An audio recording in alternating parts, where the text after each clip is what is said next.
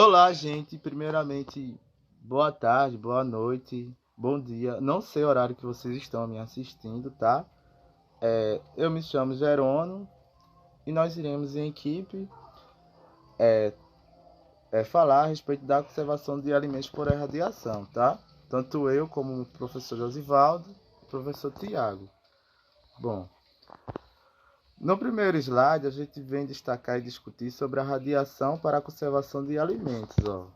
A radiação de alimentos consiste na exposição de um dado material, sendo esse material tanto de origem vegetal ou animal, por exemplo, frutas, legumes, carne, a radiação ionizante, tá?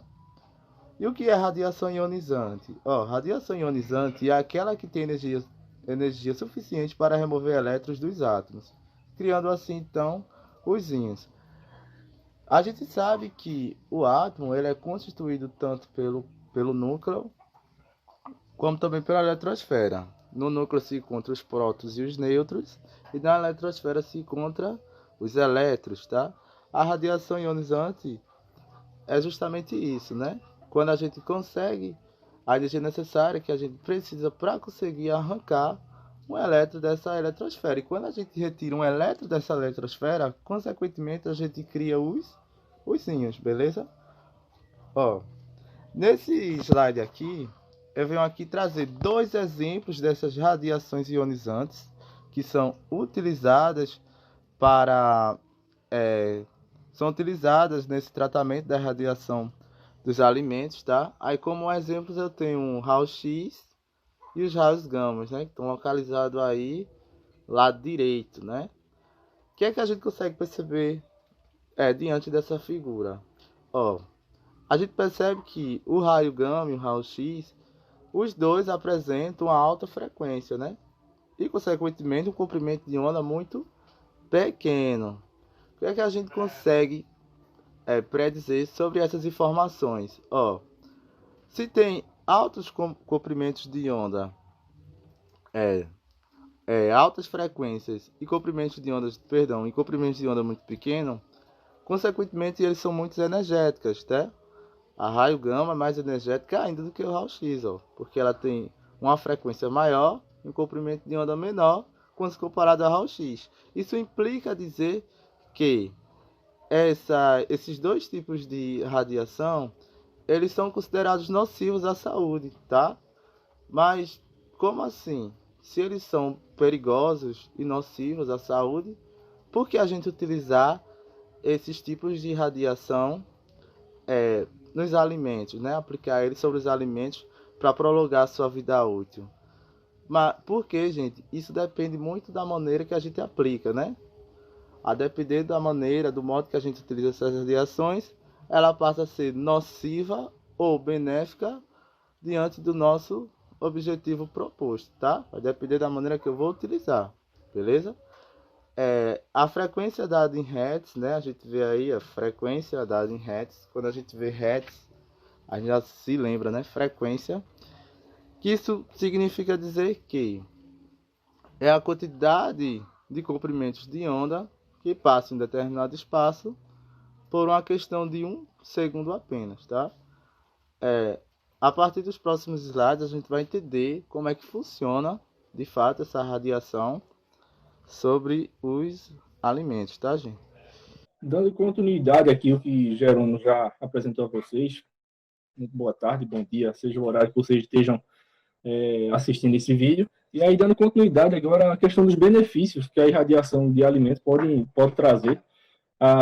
Primeiro, a reduz perdas naturais causadas por processo fisiológico. Um outro benefício é a questão do combate à ação maléfica de micro-organismos. Então, quando utilizado de forma correta, é bastante propenso a uma boa atividade, uma boa prática essa.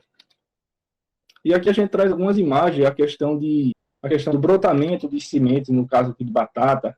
Quando você faz um tratamento aqui com a irradiação, você tem um prolongamento de vida útil dessa cultura, que no caso a batata inglesa, aí evita justamente esse brotamento. Muitas vezes isso acontece no armazenamento.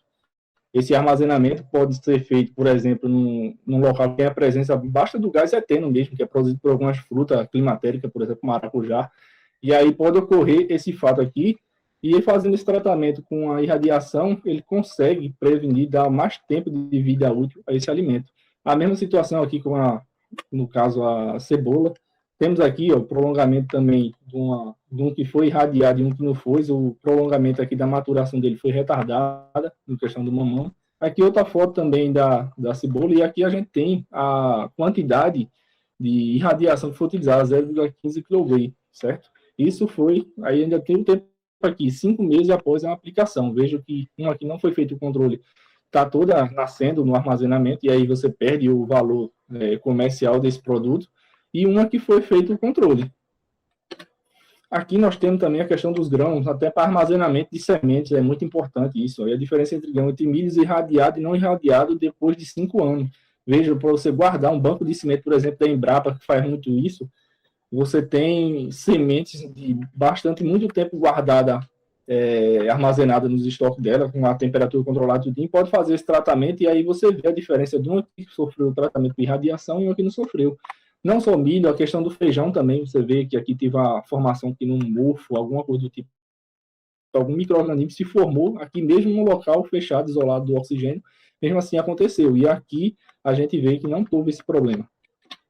E aqui nós temos os níveis de tratamento e seus efeitos. Aqui é ter o tipo de alimento, a dose que foi aplicada da irradiação e os efeitos que ela provoca. Um tipo de alimento, especiarias e outro, por exemplo, temperos, milhos e outras coisas. Uma dose de 8 a 30 kg, ela reduz o número de micro-organismos, e aí a gente consegue substituir produtos químicos. Em vez de a gente utilizar um fungicida, inseticida, o que for, para controlar essas pragas, a gente pode utilizar essa técnica para justamente melhorar a qualidade desse produto ao longo prazo. Carne, frango, peixe também pode ser utilizado, principalmente em questão de exportação, que você precisa de uma vida útil mais longa desse produto. A aplicação de 1 a 10 kg de irradiação também pode fazer uma ação preventiva e aí retardar a deterioração, matar alguns tipos de bactéria patogênica, como salmonela, que causa doença. E aí você tem uma vida útil também maior desse produto. A questão de grãos, como eu já falei agora há pouco, a aplicação 0,1 a 1 kg mata inseto e evita a sua reprodução, pode substituir parcialmente alguns fungicidas, fumigantes ou fungicida mesmo.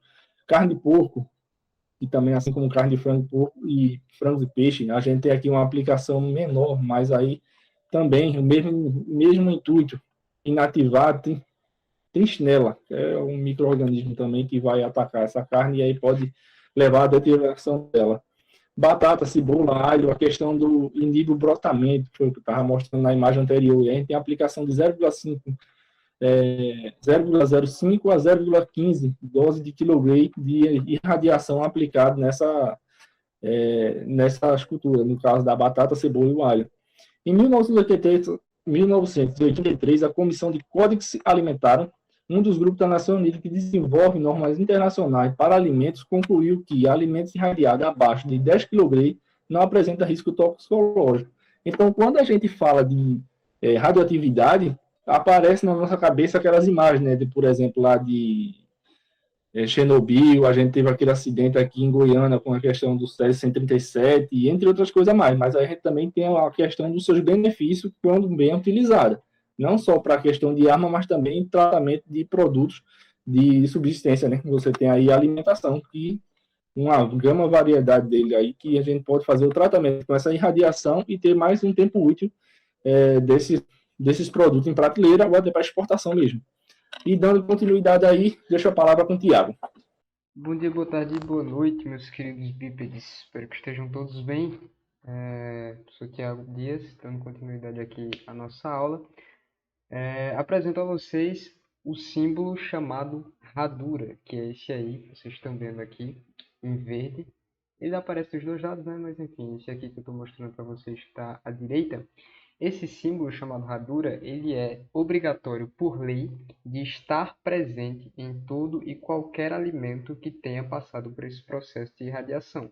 Então, como vocês podem ver aqui do lado, ó, por lei, os produtos irradiados devem apresentar em seus rótulos o símbolo internacional de irradiação de alimentos. Esse símbolo ele tem que ser seguido da frase tratado por irradiação ou tratado com irradiação. Quanto às vantagens dessa irradiação de alimentos, a gente trouxe aqui essa tabela para vocês. Eu não vou estar destrinchando aqui essa tabela, lendo de um por um, já que essa aula é gravada, então vocês têm a oportunidade de dar uma pausa aí rapidinho para vocês lerem linha por linha aí para ver as vantagens. Entretanto, eu posso afirmar para vocês que um fator que influencia muito no crescimento do uso dessa irradiação dos alimentos é o esclarecimento e a aceitação pública desse processo, de como ele é feito e do que ele é, tá? A irradiação por alimentos. E quando a gente estava estudando para apresentar essa aula aqui para vocês, a gente percebeu, por meio de artigos, que é demonstrado que quando esses alimentos irradiados eles estão disponíveis no mercado, os consumidores eles compram esses produtos com uma certa satisfação devido à qualidade e à segurança que esse produto apresenta. Então, a irradiação de alimentos ela é garantia de um abastecimento mais seguro. Então, ó, vamos pegar como um exemplo aqui um dos pontos que tem na nossa tabela, que é o seguinte: a radiação por alimentos pode substituir os tratamentos químicos que deixam resíduos nos alimentos.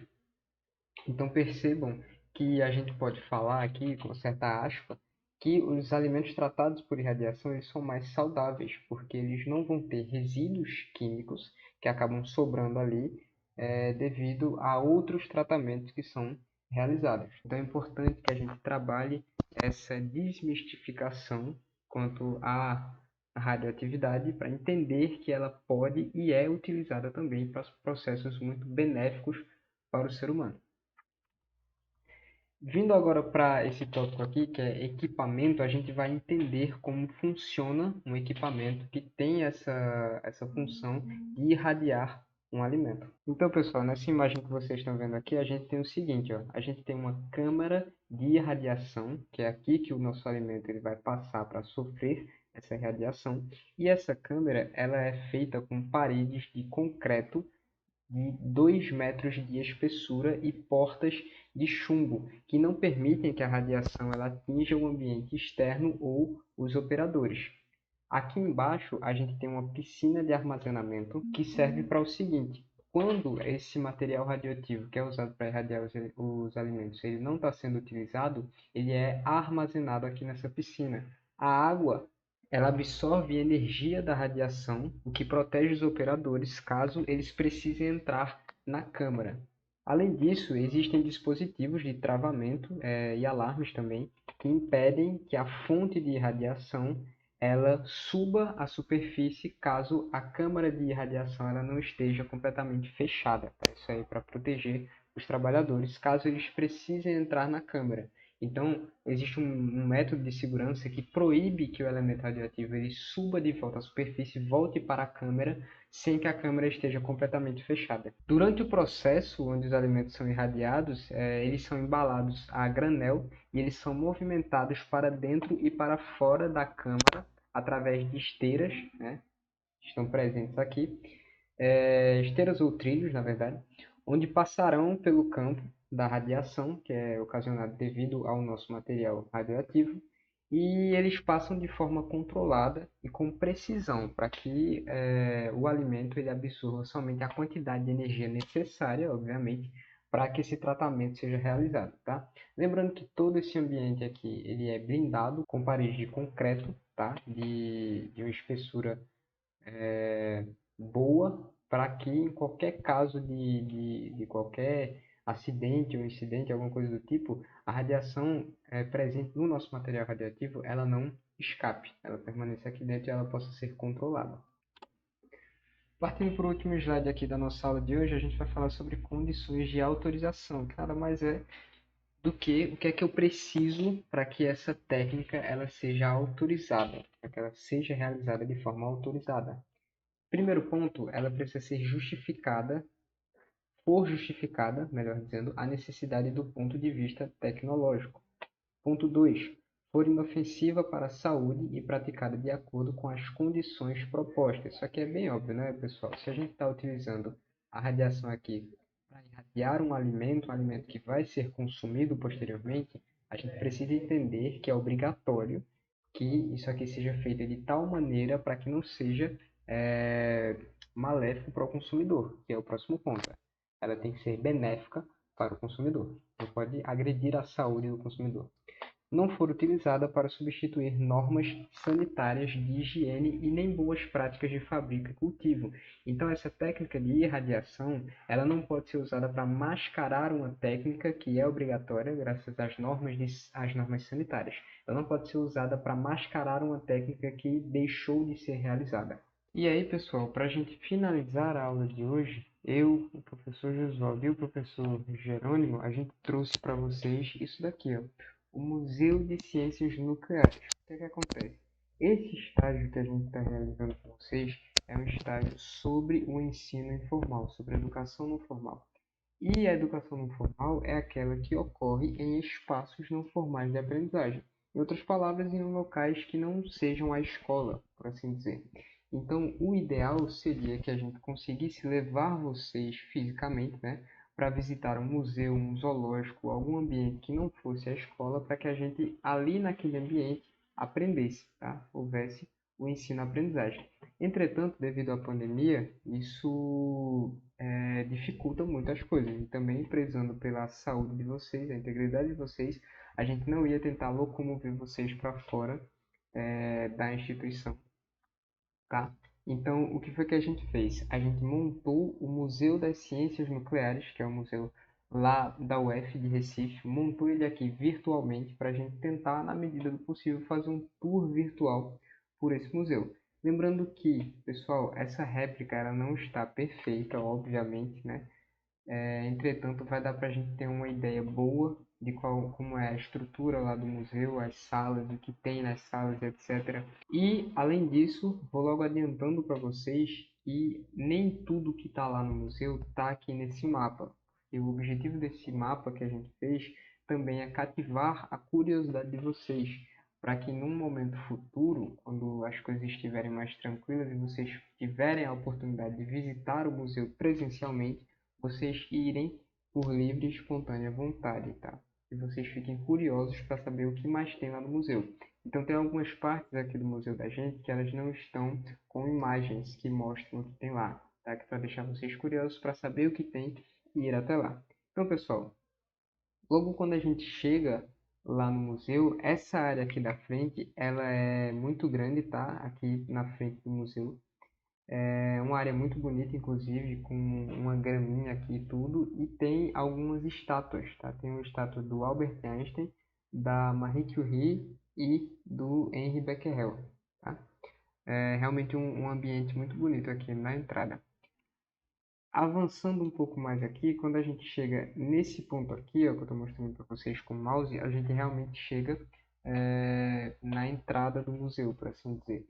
Aqui, neste corredor, a gente vai ter o histórico da energia nuclear, né? Então, mostra aí os anos e coisas muito importantes que aconteceram nesses anos que influenciaram na energia nuclear, no seu desenvolvimento. Então, tomando como exemplo aqui, ó, a gente vê que em 1897, Becquerel descobre a radioatividade. Tá? Então, é um mural bastante interessante, ele vai conter diversas coisas históricas para a radioatividade. Aqui do lado, a gente tem uma parte que fala sobre o uso da radioatividade para raio-x. Tá? Esse equipamento, inclusive, era um equipamento utilizado para realizar radiografias do pé, que é essa imagem que a gente está vendo aqui, ó, que foi realizada com um sapato na época. Aqui do lado, a gente tem uma distribuição geográfica, melhor dizendo, das centrais nucleares. O que também é muito interessante no museu é que tem equipamentos lá, tá? Equipamentos que têm como base conceitos de radioatividade. Esse aqui é um dos exemplos, eu não vou explicar tudo para vocês, que eu quero cultivar a curiosidade de vocês, como eu havia dito.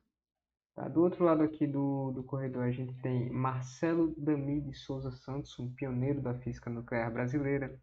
Passando aqui, a gente tem tubos de raio-x, evolução dos equipamentos de raio-x. Aqui a gente tem tubos catódicos. Quem lembra das aulas de atomística vai lembrar que Thomson utilizou esses tubos catódicos aqui para descobrir a existência do elétron. Aqui a gente tem radiação ambiental e nessa porta daqui a gente tem a entrada para a primeira sala do museu, que é essa toda aqui, ó. Percebam que essa salinha aqui, ó, ela não contém nenhuma imagem, tá? Porque isso aqui é área bloqueada. Você desbloqueia indo até o museu. Então, assim que a gente entra aqui, ó,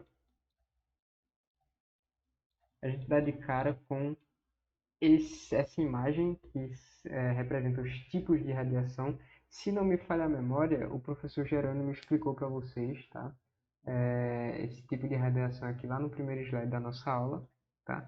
Aqui a gente tem demonstrações de como são reatores nucleares, tá? Isso aqui é muito interessante de se ver, muito bonito, inclusive, de se ver também, né? Vou mostrar o outro lado aqui para vocês.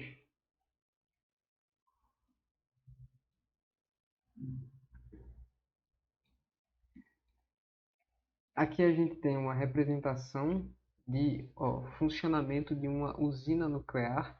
Então, esse quadro aqui, lá no museu, ele é muito interessante porque ele tem várias luzinhas e elas vão piscando e mostrando para a gente mais ou menos o movimento que a água faz dentro de um reator nuclear. Aqui do lado a gente tem a fissão nuclear, tá? A explicação de como ela funciona de uma forma mais didática, por assim dizer. Do lado de cá, a gente tem classificação dos acidentes, tá? Então, essa escala aqui mostra para a gente a classificação dos acidentes, que vai do nível 1, que é definido como anomalia, até o nível 7, que é relativo a acidente grave.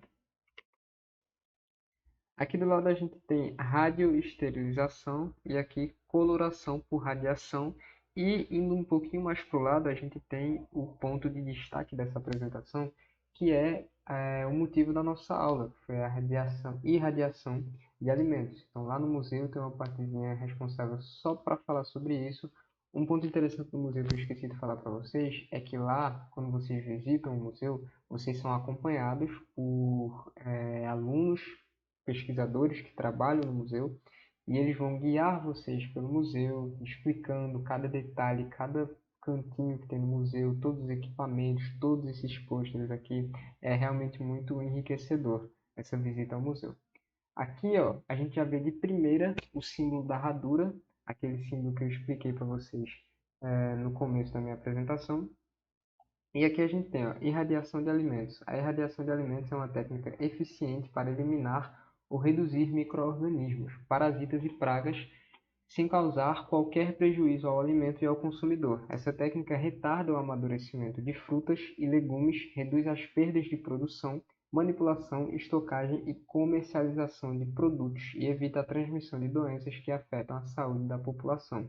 Então aqui, ó, ele vai mostrar morangos que foram tratados por irradiação e os que não foram, para a gente ver a diferença.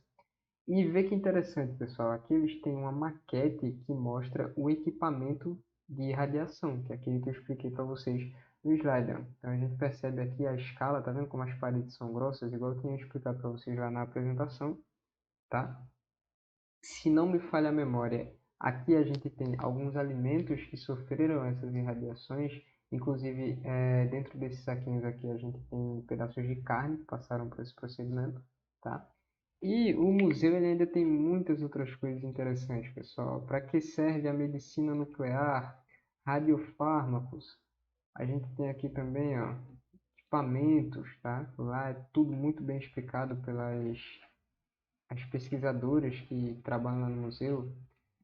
Formas de, formas como a radiação ionizante pode afetar o corpo humano, segurança e radioproteção, ó, tem medidores aqui de radioatividade, ó, monitores individuais.